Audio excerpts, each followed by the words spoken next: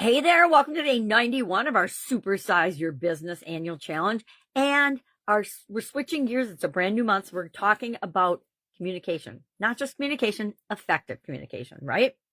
Because we all communicate, some of us better than others, some of us worse than others.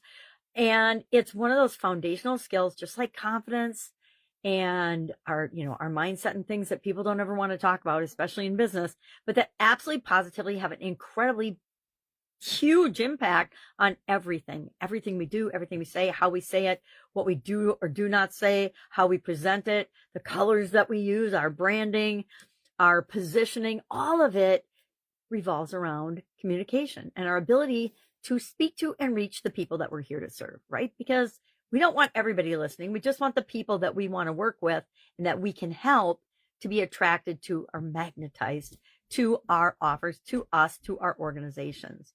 So today and all this month, we are focusing on the life framework area of communication. It's way down there at the bottom, communication and confidence, because I added those to the life framework and what I teach and share with other people in 2020. In 2020 and 2021, I was involved in a coaching program that focused on communication, confidence, core skills that if we improve those skills, it exponentially impacts our life and makes our life better. Because now the reverse is true, right? Too. If I am deteriorating in those areas with respect to communication and confidence, if those are being negatively impacted by something, which the COVID pandemic was definitely negatively impacting billions of people on the planet simultaneously. And that's why I sought out, instead of just sitting and watching Netflix, I said, okay, what am I going to do? And so I joined a coaching program, which it was the perfect time for personal development and coaching programs, right? I think there was probably a personal development explosion during the pandemic, just like there was we're going to clean up and organize and fix up our property and our house explosion. I have never seen our community look better than during the pandemic. Why? Because the things that all of us have been wanting to do for ages and ages, but never had the time to, all of a sudden we were forced to have the time and we had to find ways to fill it. And I, like so many other people, filled it in productive ways. But there were also a lot of people I know and love and care about that didn't fill it in productive ways and ended up losing their business as a result of that situation. Now I could say something really harsh like, losing our business is always our choice. And I'm sure I could get a lot of hate speak from that and a lot of negative communication because that's a very unpopular opinion. But the truth is, we are the creators of our own business and the creators of our own life. And we decide whether we're going to stay in business or not. We might have to pivot and change. I don't like the word pivot. That came out of the pandemic. We have to change, right? Change. I love change. I think some people hate change. I'm starting a new thing this week that's a huge, scary, big, hairy, audacious goal change. But I'm excited to do it because I know that that's the only place that I grow. The only place I grow is when I step out of that comfort zone and get uncomfortable and do new things, try new things. Action is the only thing that guarantees, and continuing to never quit and continuing to make progress and move forward is the only thing that actually guarantees our success. And nobody and nothing outside of you can stop that. There's so many stories of people that have overcome unbelievable odds, way harder than anything any of us have faced. And I always just brush off my challenges because I know that it's there for a reason to teach me something and show me something. And as soon as I learn the lesson from that, then I'm going to move on and take the next step. Sometimes I have to take the next step before I've even actually figured out the lesson because I know I need to just keep making progress. I think human beings are progress-seeking devices, but that's a topic for another day. So effective communication. I challenge you today to look back at last week and think about in your business what communications went really, really well. That's where your strengths lie. And what communications were weak or didn't land with our customers or with the person that you were delivering the message to. And those are your areas for improvement. And we're going to dig deeply into those this month to make sure that you have a process in place, and actually two processes at least, and tools at least in place to deal with these situations, either positive or negative. Because guess what? Things that happen aren't positive or negative. It's just how we interpret them and what emotions and meaning we apply to those things that determines if they're negative or positive. And if we choose to not let anything stop us, then no matter what happens, we're going to figure it out. I love believing and thinking that way. I think it served me much more positively than if I ever get into the doom and gloom and negativity. So today, on a scale of 1 to 10, do those two things, but also on a scale of 1 to 10, 1 being horrible, awful, baby level communication, 10 being awesome.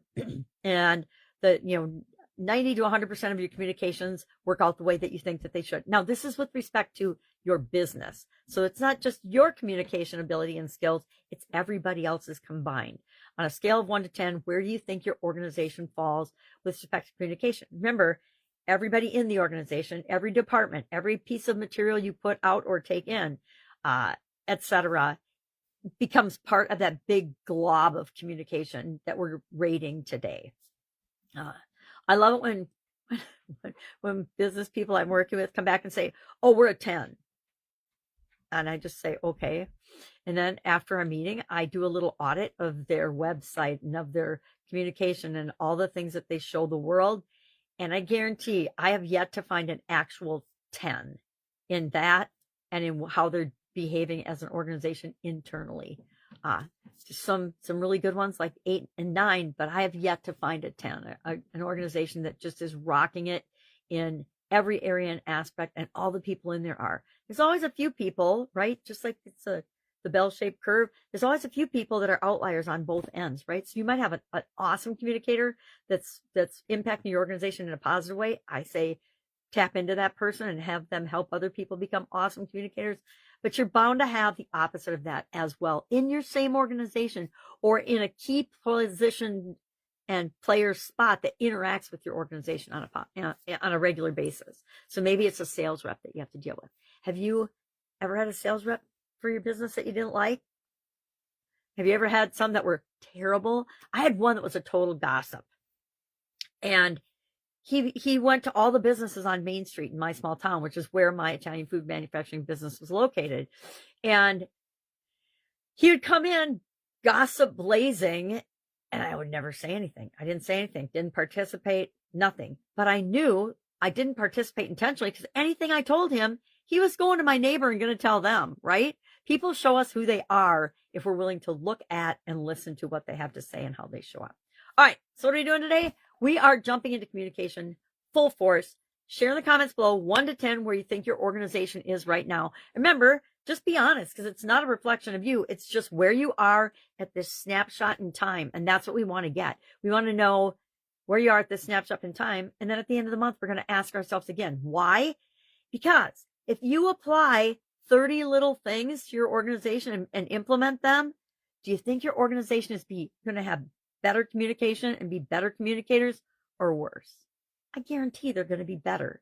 They might not be 30 times better. You'll still probably have that 1 or 2 people that are just outliers and are like, you shake your head whenever they talk because you're like, I have no idea what this person is saying.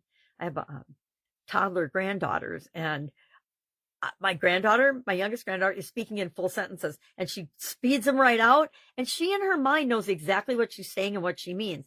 But the rest of us, usually there's a word or two we have to try to figure out how to translate and figure out what is it that she's actually communicating and saying. And it's changing every day. It's changing so fast. How well she's becoming a great little communicator. And that can happen for us in our businesses as well.